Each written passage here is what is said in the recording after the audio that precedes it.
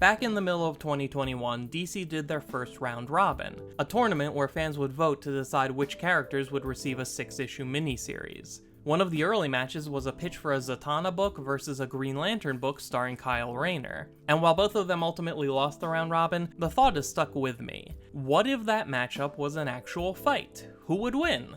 I thought it might be fun to find out, and I've been reading Kyle Rayner stories for decades, so I took a look at a big pile of Zatanna stories, and now I'm pretty confident I know how this would go. So let's set the stage. We'll say the fight takes place in a training room at the Hall of Justice, where it's shielded so they can cut loose if they want to. This is a friendly match between two colleagues, and the winner gets to decide what charity Batman donates $1 billion to, so they each have a good incentive to try their best to win. This is not a death battle, nobody's trying to kill anybody, and I absolutely refuse to do any math or science to figure this out. We're just gonna take what we know about these characters and their powers, think about it all logically, and see where it ends up. And it should go without saying that both Kyle and Zatanna will be acting in character the entire time, so it's not just about what their powers are capable of, it's about what these people would actually be willing to do with those powers. Kyle Rayner's got a regular Green Lantern ring made by the Guardians of Oa, which channels his willpower to create pretty much any object or effect he imagines, and is an especially potent weapon in his hands because he's an artist, so you can never predict what he'll conjure into reality. He tends to approach most situations with a playful confidence, and his opening move is usually to attack or restrain the opponent with something silly. Although Green Lantern number 152 shows us an encounter with a brainwashed Alan Scott, a powerful opponent who Kyle doesn't want to hurt, and the first thing Kyle does is use the ring to gas Alan and knock him out.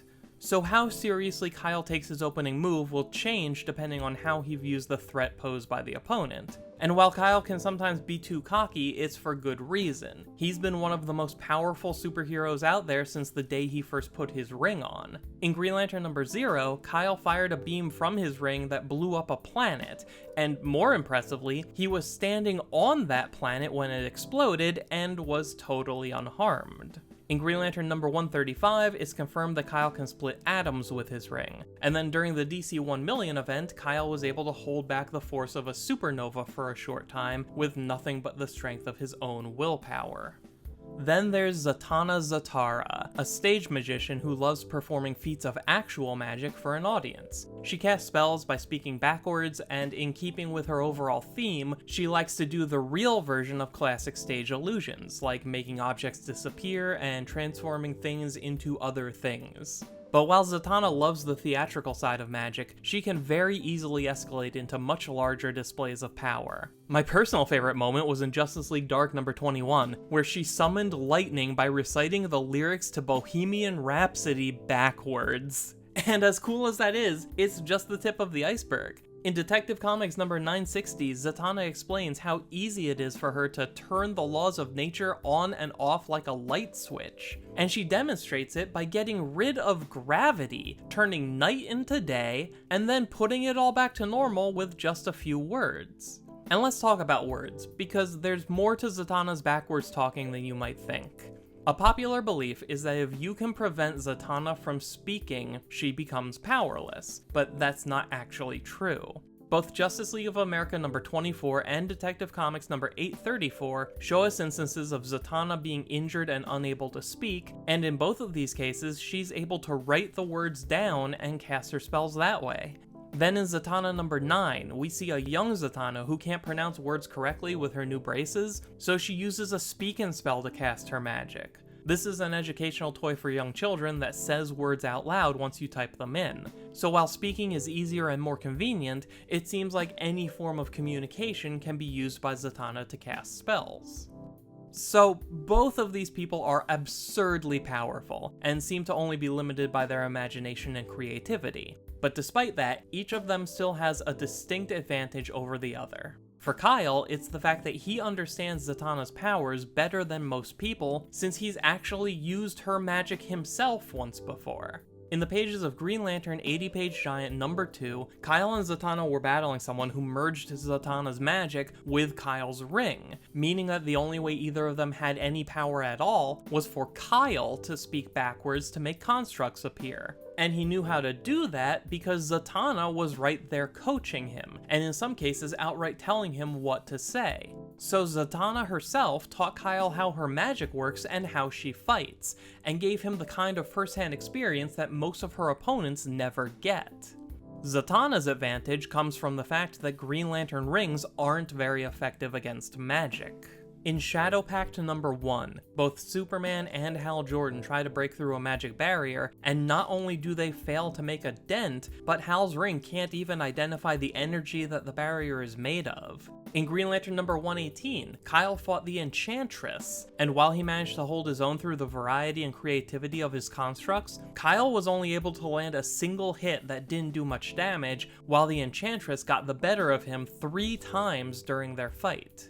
What this shows us is that even though fighting a powerful magic user isn't ideal for a Green Lantern, Kyle still has a chance as long as he leans into the creative application of his power, which is already an area Kyle excels in, but it would still be an uphill battle. When I look at everything, a truth that I can't escape is the fact that Kyle is nowhere near as powerful as Zatanna. As powerful as Kyle is, he still has to function within the rules of reality, while Zatanna can rewrite those rules anytime she wants. Hell, one of the earliest things she learned how to do was bring the dead back to life, and it only escalated from there. He could trade blows with her for a while, but as soon as she decided to get serious, he'd be out of his league.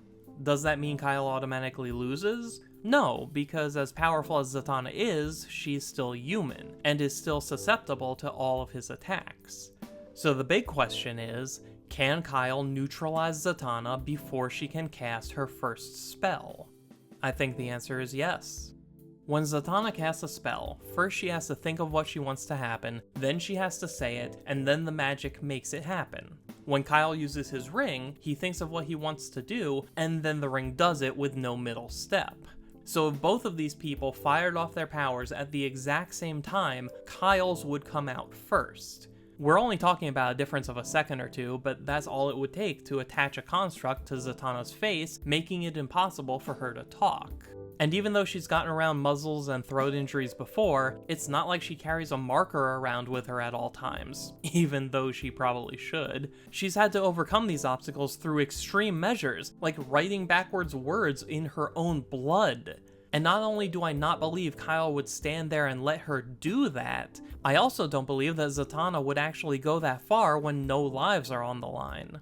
Kyle's experience using backwards talking magic while Zatanna coached him, plus his willingness to non-violently incapacitate a friend instead of hurting them in a fight, would lead to Kyle landing the first hit and taking away Zatanna's ability to counterattack. So, I think I'm ready to call it. The winner of this hypothetical fight between Green Lantern Kyle Rayner and Zatanna is, well, Zatanna. And you're probably thinking, hey, that doesn't make sense with what we just talked about. Here's the thing. I believe Kyle would make a very big, very understandable mistake. And it's the same mistake that a lot of you probably made. You see, Zatanna is a stage magician. She knows the power of misdirection, and the greatest trick Zatanna ever performed was convincing the entire world that she needs language to cast her spells, when in fact she does not. In Justice League Dark number 3, we see a flashback to Zatanna's childhood. Her father has been training her all day every day to be able to speak backwards as easily as she could speak forwards, and to form a strong bond between that speech and the casting of her spells. One night, she finally asks him why she has to bother learning to talk backwards when she can already feel the magic in the world around her, and she knows that she could just reach out and touch it whenever she wants. And what he admits to her is that things like backwards words, magic wands, enchanted artifacts, witches' cauldrons, all of them serve the exact same purpose: to be sleight of hand, a diversion, a security measure.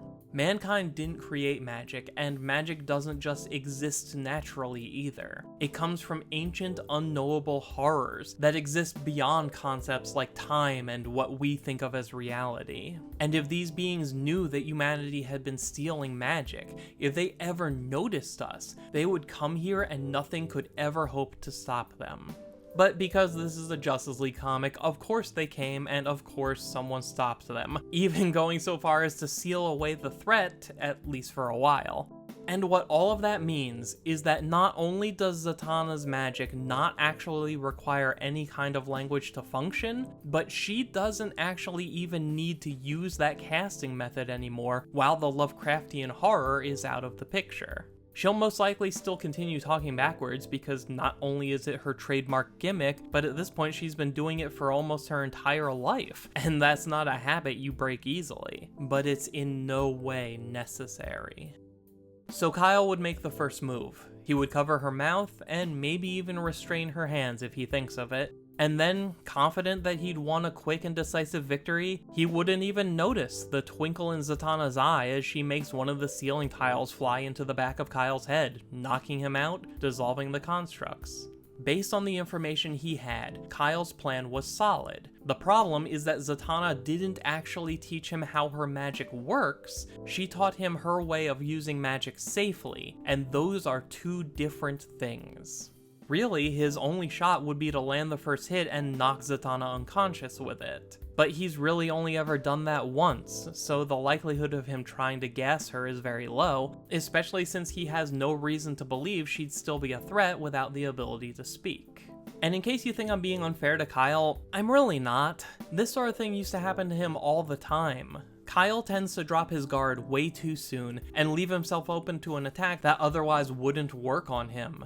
My favorite example comes in Green Lantern number 93, when Kyle finds a dead body in an alley and goes to investigate. He doesn't have his shield up, he hasn't scanned the area, he hasn't sent out any constructs, he doesn't even light up the dark alley. He just walks right in, focuses on a single spot, and doesn't even notice that the killer is still standing right there, ready to slam Kyle's face into a brick wall before he even knows what's happening. The only reason Kyle survived the night is because Deadman just happened to show up in time to save him. So in the end, Kyle would lose. Not because she overpowers him, even though she absolutely does, but because the only information he has to go on is wrong, and he has no way to know that before it's too late. So yeah, I hope you all enjoyed this little thought experiment. This was all just for fun, and it was a good excuse to read some Zatanna comics. She's someone who I've only ever seen in group settings, so actually sitting down and reading a few years worth of her stories gave me a new appreciation for the character. But what do you think? Am I way off base? Would Kyle actually win? And what do you think about Zatanna in general? What was your first exposure to her, and what's your favorite story involving her? Tell me all about it in the comment section down below. And remember to subscribe to the channel if you haven't already. You can follow me on Twitter at Mosaic Comics, and the script for this video can be found at mosaiccomics.blogspot.com, links in the description below. As always, thank you for taking the time to watch. My name is Dan, we'll talk again soon.